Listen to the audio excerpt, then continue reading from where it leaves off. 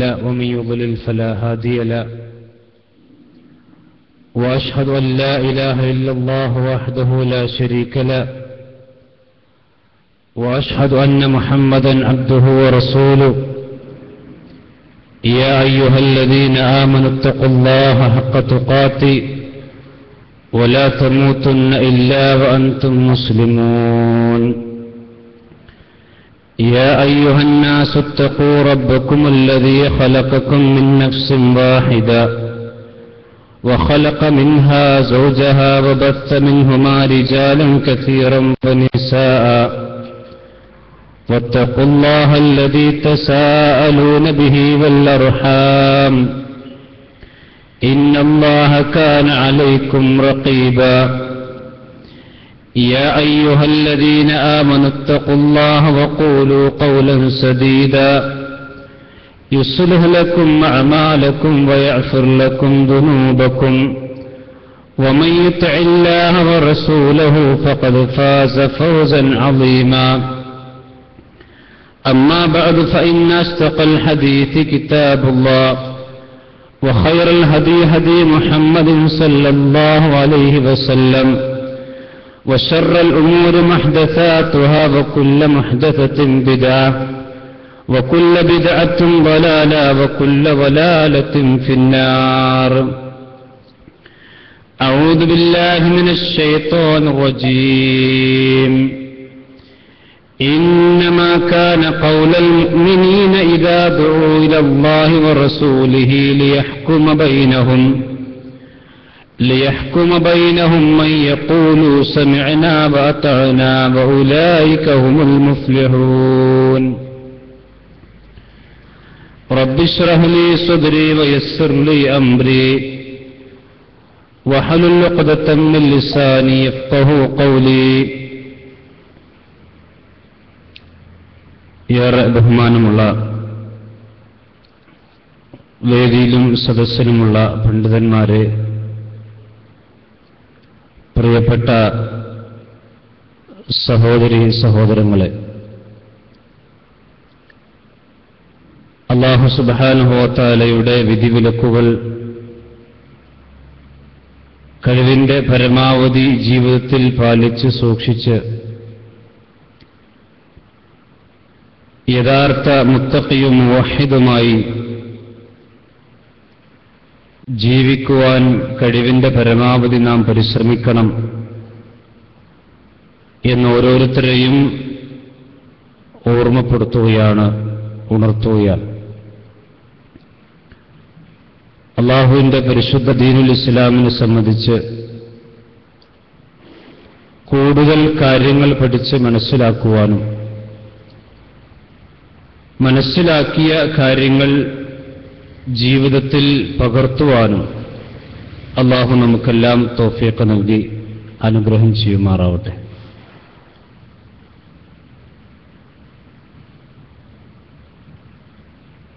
ലോകത്തെമ്പാടുമുള്ള സലഫി പ്രവർത്തകരുടെ മുഖമുദ്ര എന്തെന്ന് ചോദിച്ചാൽ, അല്ലാഹുവിന്റെ ഖുർആനും പ്രവാചകൻ സല്ലല്ലാഹു അലൈഹി വസല്ലമയുടെ സുന്നത്തുകളും യാതൊരു ഏറ്റക്കുറച്ചിലുകളോ അതേപോലെ തന്നെ ദുർവ്യാഖ്യാനങ്ങളോ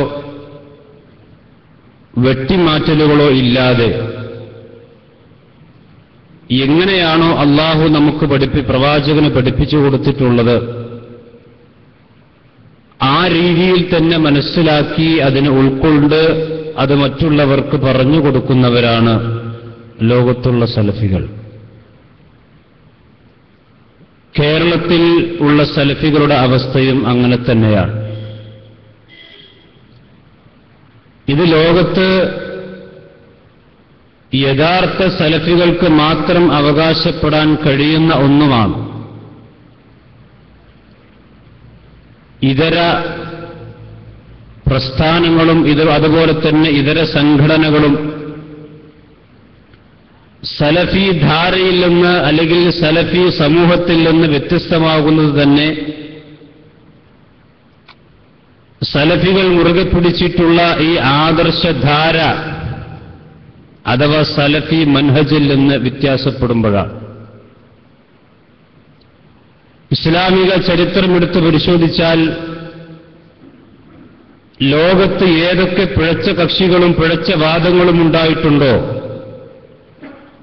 അവരൊക്കെ തന്നെയും സലഫിന്റെ മാർഗത്തിൽ നിന്ന് അഥവാ സലഫി മൻഹജിൽ നിന്ന് മാറിപ്പോയവരാണ്.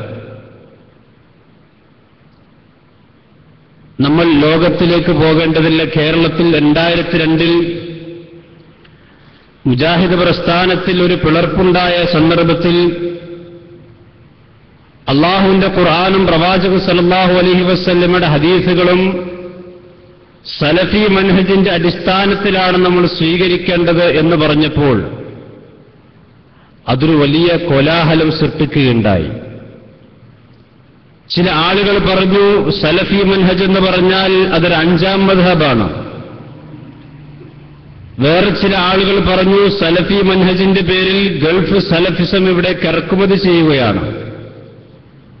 വേറെ ചില ദുർവ്യാഖ്യാനങ്ങൾ വന്നു. സമൂഹത്തിന്റെ പൊതുധാരയിൽ നിന്ന് കൈയൊഴിക്കപ്പെട്ടിട്ടുള്ള അന്ധവിശ്വാസങ്ങളും അനാചാരങ്ങളും ഇസ്ലാമിന്റെ പേരിൽ പുനരാനയിക്കുവാനുള്ള ഒരു മറയാണ് സലഫി മൻഹജ് എന്നും ചില ആളുകൾ പറഞ്ഞു. അന്ന് സലഫി മൻഹജിൽ നിന്ന് വ്യതിചലിച്ചത് മൂലമാണ് മടവൂർ വിഭാഗത്തിന് വ്യതിയാനം സംഭവിച്ചതെങ്കിൽ ഇന്നും ചരിത്രം ആവർത്തിച്ചിരിക്കുകയാണ്. 2012 കാലഘട്ടത്തിൽ മുജാഹിദ് പ്രസ്ഥാനത്തിന്റെ ആദർശത്തിൽ നിന്ന് ഇപ്പോൾ ചില ആളുകൾ വ്യതിചലിച്ചു പോയിട്ടുണ്ട്. അവരും വ്യതിചലിച്ചിട്ടുള്ളത് സലഫിന്റെ മൻഹജിൽ നിന്ന് തന്നെയാണ്. സലഫി മൻഹജിൽ നിന്ന് ആരൊക്കെ വ്യതിചലിച്ചിട്ടുണ്ടോ അവരൊക്കെ തന്നെയും സമൂഹത്തിൽ ഇസ്ലാമിന് പരിചയമില്ലാത്ത മുൻഗാമികൾക്ക് കേട്ടുകേൾവിയില്ലാത്ത പുത്തൻ വാദങ്ങളും പുതിയ വ്യാഖ്യാനങ്ങളുമായി സമൂഹത്തിൽ കടന്നു വന്നിട്ടുണ്ട്. അതുകൊണ്ട് നമ്മുടെ ഒരു വിശ്വാസി സംബന്ധിച്ചിടത്തോളം അവന് ഏറ്റവും വലിയ രക്ഷാമാർഗമെന്ന് പറഞ്ഞാൽ സലഫിന്റെ സലഫിന്റെ മാർഗത്തിലൂടെ പ്രമാണങ്ങളിലെ അടുക്കിലേക്ക് ചെല്ലുക, പ്രമാണങ്ങളെ സ്വീകരിക്കുക എന്നത് മാത്രമാണ്. അങ്ങനെ വിശദീകരിക്കുമ്പോൾ ആരാണ് സലഫ്, എന്താണ് സലഫിന്റെ പ്രത്യേകത എന്ന് നമ്മൾ മനസ്സിലാക്കണം. സലഫ് എന്ന് പറഞ്ഞാൽ മുൻഗാമികൾ എന്നാണ് പദത്തിന്റെ അർത്ഥം. സലഫി എന്ന പദത്തിന്റെ അർത്ഥം മുൻഗാമികളുടെ മാർഗം സ്വീകരിച്ചുകൊണ്ട് ഇസ്ലാമിന്റെ തനതായ രൂപം ജീവിതത്തിൽ പകർത്തി ജീവിക്കുന്നവൻ എന്നാണ് സലഫി എന്ന പദത്തിന്റെ അർത്ഥം. അതല്ലാതെ നെഞ്ചത്ത് കൈവെട്ടുന്നവനെന്നോ നിര്യാണിക്ക് മുകളിൽ വസ്ത്രം ധരിക്കുന്നവനോ എന്നല്ല അതിന്റെ ആശയതലത്തിൽ വരുന്നു എന്ന് മാത്രം. നെഞ്ചത്ത് കൈവച്ചതുകൊണ്ട് മാത്രം ഒരാൾ സലഫിയാകുന്നില്ല. അത് നമ്മൾ പ്രത്യേകമായി കൊണ്ട് മനസ്സിലാക്കണം. അപ്പോ നമ്മുടെ മുൻഗാമികൾ, അതാണ് സലഫ് എന്ന പദത്തിന്റെ അർത്ഥം. ശരി, ആരാണ് ഈ മുൻഗാമികൾ? എന്തുകൊണ്ട് ഇതിൽ വിവക്ഷിക്കപ്പെടുന്നത്? നബി സല്ലല്ലാഹു അലൈഹി വസല്ലം പറഞ്ഞ ഒരു ഹദീസിൽ കാണാം, ഖൈറുൻ നാസി ഖർനി സുമ്മല്ലദീന യലൂനഹും സുമ്മല്ലദീന യലൂനഹും. എന്റെ ഉമ്മത്തിൽ ഏറ്റവും ഉത്തമരായ ഏറ്റവും ഖൈറുള്ള ആളുകൾ എന്റെ കൂടെ ജീവിച്ച എന്റെ സഹാബത്താണ്. ആ സഹാബത്തിന് ശേഷം വന്നിട്ടുള്ള താബിഈകളും അതുപോലെ തന്നെ അതിന് ശേഷം വന്നിട്ടുള്ള തബഅ താബിഈങ്ങളുമാണ്. ഈ 3 തലമുറയാണ് പരിശുദ്ധ ദീനുൽ ഇസ്ലാമിന്റെ ഏറ്റവും ഉത്തമമായ തലമുറ. ആ ഉത്തമമായ തലമുറയിൽ ഏറ്റവും ഉത്തമരായവർ പ്രവാചകൻ സല്ലല്ലാഹു അലൈഹി വസല്ലമയുടെ സഹാബത്താണ്. സഹാബത്തിനെ സംബന്ധിച്ചിടത്തോളം റസൂൽ പറഞ്ഞു, അസ്ഹാബി അമിനത്തുൽ ഉമ്മത്തി, എന്റെ സഹാബത്ത് എന്റെ ഉമ്മത്തിനുള്ള ഒരു കവചമാണ്, ഒരു പ്രൊട്ടക്ഷനാണ് എന്ന് നബി സല്ലല്ലാഹു അലൈഹി വസല്ലം പറഞ്ഞിട്ടുണ്ട്. എന്തുകൊണ്ടാണ് നമ്മൾ ഈ സലഫിന്റെ മാർഗത്തിലൂടെ തന്നെയാണ് ഇസ്ലാമിനെ മനസ്സിലാക്കേണ്ടത് എന്ന് നമ്മൾ ശാഠ്യം പിടിക്കാൻ കാരണമെന്താണ്? അതിന് ചില കാരണങ്ങളുണ്ട്, നമ്മളത് മനസ്സിലാക്കണം. സലഫി മൻഹജ് ഇപ്പോൾ വീണ്ടും നമ്മൾ ആളുകളെ പഠിപ്പിക്കേണ്ട ഒരവസ്ഥ വന്നിരിക്കുകയാണ്. കാരണം എന്തെന്ന് ചോദിച്ചാൽ, 2002 മടവൂർ വിഭാഗത്തിന് വ്യതിയാനം വന്നത് സലഫി മൻഹജിലാണെങ്കിൽ 2012 കേരള നേതൃത്വത്തിൽ മുജാഹിദീന്റെ നേതൃത്വം പിടിച്ചടക്കിയിട്ടുള്ള ചില ആളുകൾക്കും വ്യതിയാനം സംഭവിച്ചിട്ടുള്ളത് മൻഹജു സലഫിൽ തന്നെയാണ്. ഞാനത് വിശദീകരിക്കുന്നുണ്ട്. ഏതൊക്കെ വിഷയത്തിൽ എവിടെയൊക്കെയാണ് ഇവർ സലഫി മൻഹജിൽ നിന്ന് വഴിമാറിപ്പോയിട്ടുള്ളത് എന്ന് നമുക്ക് മനസ്സിലാക്കാനുണ്ട്. അപ്പൊ അതുകൊണ്ട് തന്നെ ഈ മൻഹജിൽ നിന്ന് വ്യതിയാനം വരുന്ന വേളകളെല്ലാം തന്നെ മൻഹജു സലഫി എന്താണെന്ന് കൃത്യമായി മനസ്സിലാക്കി അത് ജീവിതത്തിൽ ഉൾക്കൊണ്ടെങ്കിൽ മാത്രമേ വ്യതിയാനത്തിൽ രക്ഷപ്പെടുവാൻ നമുക്ക് സാധിക്കുകയുള്ളൂ. റസൂലുള്ളാഹി സ്വല്ലല്ലാഹു അലൈഹി വസല്ലമയുടെ സഹാബിയായിരുന്ന മഹാനായ ഉമർ ഇബ്നു ഖത്താബ് റളിയല്ലാഹു അൻഹു അദ്ദേഹം ഒരിക്കൽ ഇരുന്ന് ആലോചിക്കുകയാണ്. എന്താണ് അദ്ദേഹം ചിന്തിച്ചത്? കൈഫ തഖ്തലിഫു ഹാദിഹിൽ ഉമ്മ വനബിയ്യുഹാ വാഹിദുൻ വഖിബ്ലതുഹാ വാഹിദ. ഒരു പ്രവാചകനെ സ്വീകരിക്കുന്ന, ഒരു ഖിബ്ലയെ അംഗീകരിക്കുന്ന, ഒരു കിതാബിനെ വേദഗ്രന്ഥമായിക്കൊണ്ട് മനസ്സിലാക്കുന്ന ഈ മുസ്ലിം സമുദായത്തിൽ എങ്ങനെയാണ് പിന്നെ ഭിന്നതയുണ്ടാവുക? അവർക്ക് പ്രവാചകനിൽ വ്യത്യാസമില്ല, അവർ സ്വീകരിച്ച ഗ്രന്ഥത്തിൽ വ്യത്യാസമില്ല, അതേപോലെ തന്നെ അവർ അംഗീകരിക്കുന്ന മതവും അതുപോലെ തന്നെ വേദഗ്രന്ഥവും ഒന്നും തന്നെ ഖിബ്ലയും ഒന്നും തന്നെ വ്യത്യാസമില്ല. എന്നിട്ടും ഈ സമുദായത്തിൽ എങ്ങനെയാണ് ഭിന്നതയുണ്ടാവുക എന്ന് മഹാനായ ഉമർ ഇബ്നു ഖത്താബ് റളിയല്ലാഹു അൻഹു ചിന്തിച്ചു. അദ്ദേഹത്തിന് ഒരു ആശയം അത് അവ്യക്തമായി കൊണ്ട് തോന്നുകയാണ്. അബ്ദുല്ലാഹ് ഇബ്നു അബ്ബാസ് റളിയല്ലാഹു അൻഹുവിന്റെ അടുക്കലേക്ക് അദ്ദേഹം ഒരു കത്ത് എഴുതുകയുണ്ടായി. അബ്ദുല്ലാഹ് ഇബ്നു അബ്ബാസ് എന്ന് പറഞ്ഞാൽ ഹിബ്റുൽ ഉമ്മ, ഈ ഉമ്മത്തിന്റെ പണ്ഡിതനാണ് അബ്ദുല്ലാഹ് ഇബ്നു അബ്ബാസ് റളിയല്ലാഹു അൻഹു. എന്ത് സംശയങ്ങളുണ്ടായിരുന്നാലും ഖലീഫമാരായ ആളുകൾ അവര് അബ്ദുല്ലാഹ് ഇബ്നു അബ്ബാസിനോട് സംശയം ചോദിക്കുക പതിവായിരുന്നു. ഉമർ റളിയല്ലാഹു അൻഹു ചോദിച്ചു, എങ്ങനെയാണ് ഈ മുസ്ലിം സമുദായത്തിൽ ഭിന്നത ഉടലെടുക്കുക, രൂപം പ്രാപിക്കുക? അദ്ദേഹം വളരെ ലളിതമായിക്കൊണ്ട് ഉമർ ഇബ്നു ഖത്താബ് റളിയല്ലാഹു അൻഹു പറഞ്ഞു കൊടുത്തു, ഉമറേ, ഖുർആൻ, നമുക്ക് മുകളിലാണ് അള്ളാഹുവിന്റെ ഖുർആൻ അവതരിച്ചിട്ടുള്ളത് എന്ന് പറഞ്ഞാൽ, അള്ളാഹുവിന്റെ ഖുർആൻ അവതരിക്കുമ്പോൾ നാം അതിന് സാക്ഷികളായിരുന്നു. അതുകൊണ്ട് അള്ളാഹുവിന്റെ ഖുർആനിലെ ഏത് ആയത്തെടുത്താലും അത് ആരെ സംബന്ധിച്ചിറങ്ങിയതാണ്, എവിടെ ഇറങ്ങിയതാണ്, എന്ത് വിഷയത്തിൽ ഇറങ്ങിയതാണ്, ആയത്തിന്റെ മഅന എന്താണ്, ഉദ്ദേശ്യം എന്താണ് എന്നെല്ലാം നമുക്കറിയാം, അഥവാ സഹാബത്തിനറിയാം. എന്നാൽ നമ്മുടെ കാലശേഷം വേറെ ചില ആളുകളോട് വരാനിരിക്കുന്നു. യഖ്റഊനൽ ഖുർആൻ, അവർ അള്ളാഹുവിന്റെ ഖുർആൻ പാരായണം ചെയ്തുകൊണ്ടിരിക്കുന്നു. വലാ യദ്റൂന ഫീമ നസ്സല, എന്നാൽ ഒരു ആയത്ത് അവർ ഓതുന്നു.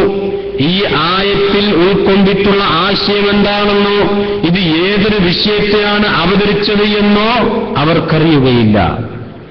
അങ്ങനെ ഫയഖൂലു ലഹും ഫിഹാ റഅയ്യുൻ, ആ ആയത്തിൽ അവർക്ക് ഒരഭിപ്രായമുണ്ടാകുന്നു, മറ്റ് ചില ആളുകൾക്ക് വേറെ അഭിപ്രായമുണ്ടാകുന്നു.